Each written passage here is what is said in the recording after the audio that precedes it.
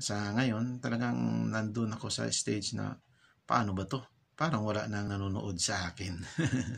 Siguro dahil nga laging ganun yung content at akala ko kasi noon is consistency doon sa iyong content. Kaso lang, yun nga lang na hindi siya naging click, hindi siya nagiging available. Kaya wala pa talaga akong so far sa ngayon na video na mako-consider na medyo maganda at lalong wala talaga na matatawag na nag-viral. Kasi so far, ang pinakamataas ko lang na view sa isang reel o kahit na isang video man lang ay hirap na hirap umabot ng 500. So sa ngayon medyo hirap talaga ko mag-gain itong 60,000 minutes of views.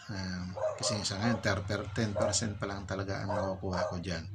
So ano na ako ngayon, I am now 5 months magmula na mag-start as sa professional mode. So I try my best na makaagapay dito sa requirements na ito at lalo pa so dahil nga halos nakasunod naman ako sa mga updates na Mets na talagang pahigpit na rin siya ng pahigpit kahit sa mga salita natin